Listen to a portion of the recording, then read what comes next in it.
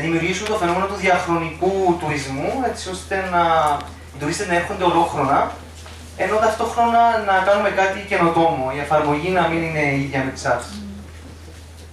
Στραφήκαμε στην ιδέα του βιοτουρισμού, και αυτό, όπως έχουμε δει, εκμεταλλευόμαστε πολλά datasets.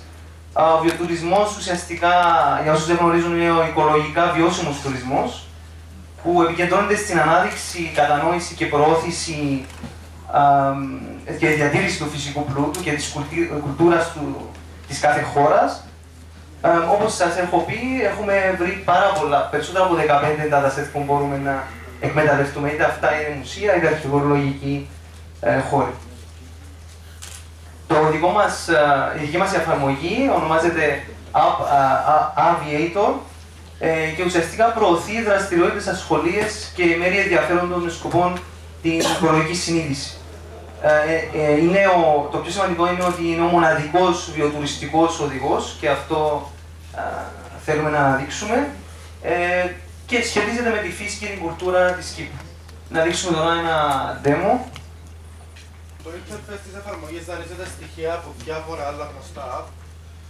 Έχουμε έναν καλό φιλτράρισμα, μια κατηγοριοποίηση που κάνει εύκολη την πλογή στην εφαρμογή για να μπορεί να βρει ο κάθε τουρίστας που να κατεβάσει εύκολα εκείνο που ψάχνει.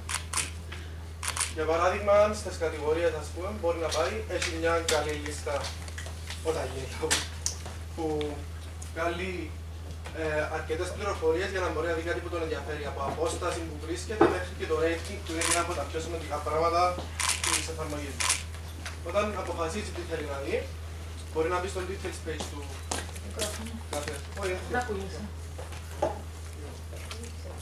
Στο details page της και όσες πληροφορίες χρειάζεται για μια τοποθεσία, από ωράρια, πόσα λεφτά χρειάζεται, αν χρειάζεται, και ένα μικρό κείμενο.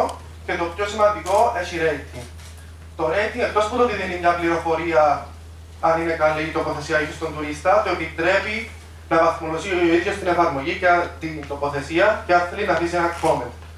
Αυτά τα δεδομένα μαζεύονται και ύστερα μοιράζονται είτε με άτομα στη ξενοδοχειακή υπηρεσία είτε στην κυβέρνηση για να γίνει καλύτερη τουριστική ανάπτυξη του νησιού.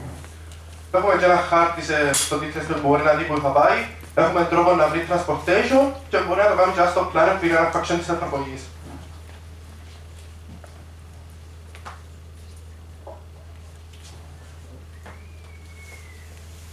Λοιπόν, το planner επιτρέπει στον χρήστη να διαμορφώσει τις εφαρμογές με μια σειρά που ο ίδιος θέλει, ενώ έχει κάποιες απαραίτητες πληροφορίες, απόσταση και πόσο χρόνο χρειάζεται από την τοποθεσία του για να φτάσει, για να δημιουργήσει μετά στο route ένα generated map, το οποίο του δίνει τη δυνατότητα να πάει στις τοποθεσίες που θέλει, με τη σωστή σειρά, αποστάσεις για να διοργανώσει το ταξίδι του πιο σωστά.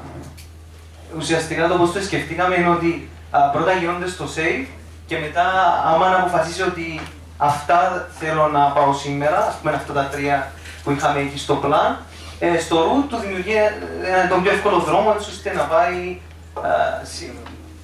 πιο εύκολη διαδρομή έτσι ώστε να περάσει από αυτά τα 3 μέρη, 3-4 ή όσα θέλει μέρη. Αυτά έχουμε για την εφαρμογή. Τώρα να περάσουμε στο business plan και πώς υπολογίζουμε ότι αυτή η εφαρμογή θα είναι κερδοφόρα. Λοιπόν, συγκεκριμένα η εφαρμογή αυτή θα είναι δωρεάν για τους τουρίστες και αυτούς που θα τις κατεβάσουν. Έχει δύο target audience. Το ένα audience είναι οι τουρίστες. Για αυτούς θα χορηγείται δωρεάν, θα μπορούν να βρίσκουν όσες πληροφορίες χρειάζονται και δεν θα τους στοιχήσει τίποτα, οπότε θα έχει και ένα καλό ποσό σε download. Τώρα, μέσω τούτου, μπορούν να μαζεύονται οι πληροφορίες μέσω του rating και των comments και στη συνέχεια να διοχετεύονται σε υπηρεσίες κρατικές ή ιδιωτικές, όπως αναφέραμε και πριν. Μέσω αυτών των data που θα μαζεύεται θα μπορούν ή να επικεντρωθούν σε τοποθεσίες που έχουν υψηλή visitation από τουρίστες ή να διορθωθούν εταιρείες, τοποθεσίες που χρειάζονται να διορθωθούν. Έτσι ουσιαστικά έρχεται και ο ιδιωτικός και δημοσίος τομέας. Και στη συνέχεια κάποια μελλοντικά updates που μπορούν να γίνουν είναι ένα expansion σε international level και όχι μόνο στην Κύπρο. Είναι design για disabled persons, για να έχουμε ακόμα ένα μεγαλύτερο target audience, για παράδειγμα, operating system για visual impaired, ή να έχει κάποια indicator στην εφαρμογή για άτομα που έχουν κινητικές δυσκολίες. Και φυσικά παραπάνω γλώσσες και παραπάνω datasets. Ερωτήσεις?